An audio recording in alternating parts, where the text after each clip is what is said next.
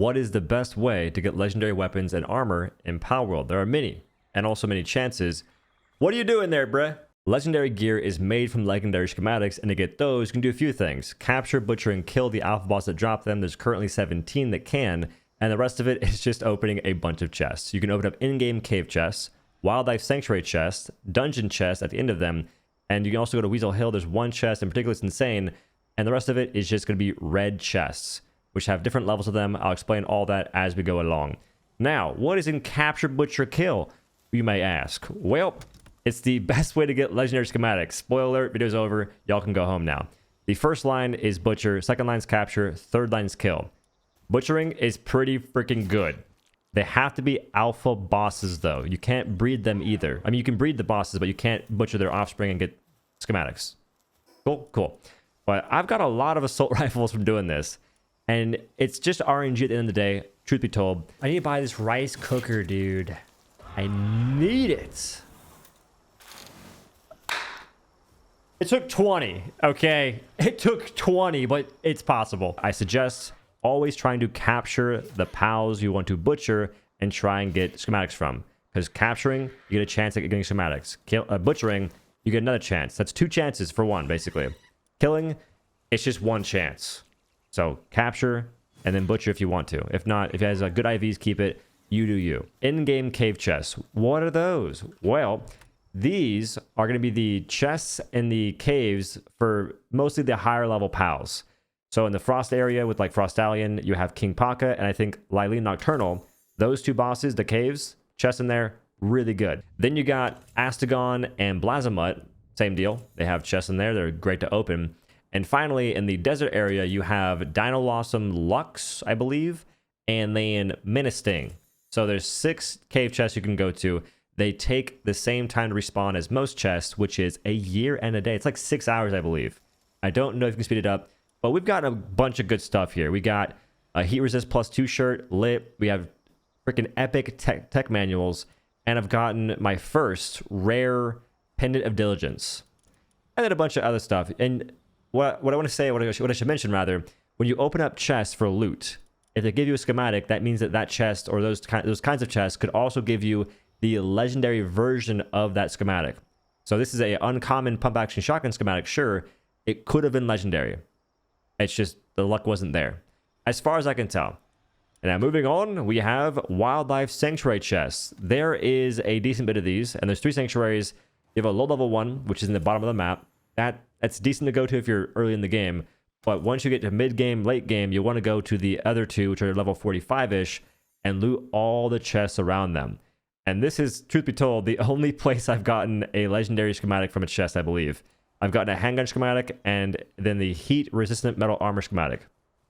I believe these sanctuaries can only give you 4 items, 4 schematics in particular.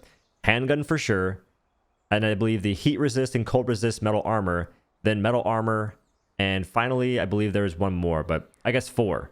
These are the only schematics I've gotten, and I've opened up a lot of these chests. Even down here, we have 9 handgun schematics, metal helm, heat resist, cold resist, and metal armor. And you also get a bunch of the skill fruit tree stuff. So you get random shirts, random attack pendants. The rarity of this stuff is all random. You do get a grip of tech manuals as whale. So definitely open those chests. They're all about, they're just like the parameter to the insides. There's like, I think 10 chests, 11 chests per island. Then we have dungeons. Oh, wait, I have 2 rows of this. So that's other stuff. Okay, cool. Then we have dungeons. Dungeons, I have 2 chests because there's a lot going on. Actually, no, I wanted to separate the levels. I think I had to go back and check the level of the dungeons. In the bottom row, we have level 38 dungeons in the top right of the map, the desert area. And I haven't done too many of these, or maybe I have, but I never really recorded the findings until recently. So I only have a cold resist refined metal armor schematic. It's decent. Then above that, level 40 dungeons in the near Blazamut and Astagon, basically the lava area, refined metal armor schematic 1. So it's mid-level stuff. Then we have level 45 dungeons, and the loot gets a lot better. These are going to be in Weasel Hill area and also Frostallion, the top left continent or area, whatever you want to call it. And this is good loot. We have refinement, wait, not that. Rocket launcher level 2 schematic. We got Palmetal helm, Palmetal armor, Palmetal helm level 2. Good loot. Like really good loot. And we're getting epic technology point manuals, books. Last section, we got Weasel Hill and red chests in general. Weasel Hill has one chest I suggest opening whenever it respawns. It's a purple chest on a throne, and for some reason, it gives you dungeon loot. I've gotten rocket launcher schematics, I've gotten diamonds, when purple chests are normally going to give you just gold and bread. So I'm not sure what kind of, like, this chest had rich parents because it's different. So open that chest. Also, there's a 4th chest on the tower you can open. That's like the easy stuff. Outside of that, Weasel Hill is hard to navigate, but there are a bunch of red chests in the frost area that are good to open. Now, the way red chests work, you have bronze keys, or red chests in the lower level areas require bronze keys, and the mid-level areas require silver keys, and in the high level areas they require gold keys. High level being just the frost map for some reason. The desert area, it's high level, but they take silver keys. The silver keys are still good. Now, loot-wise, I tried to organize it best I could, but I'm only human. Bottom row should be bronze key stuff. We got cloth outfits, crossbow, metal armor. That one could be a lie. Only human. Handgun. I doubt it, but maybe. I don't know how my brain works. Then second row-ish, like this whole section right here, is going to be in the desert area. The desert area can give you good schematics for stuff, but I think it's limited to the same loot pool as the sanctuaries in the higher level areas, such as handgun, epic one though, which is good, metal helm, refined metal helm, and then heat resist metal armor and cold resist. So it seems as if it's the same loot pool schematic wise as the level 2 or 2nd and 3rd sanctuaries, as far as I can tell. Now above this, we have the frost area, and stuff gets a little saucy. We got the refined metal helm, legendary assault rifle. I haven't seen that in a chest outside of the gold chests in the frost area. By gold chests, I mean the red chests require gold keys. It's very confusing, but red chests that require gold keys in the top left area. Assault rifle, then palmetto helm, and a whole bunch of stuff. The souls do not come from red chests, they come from gold chests, which is what...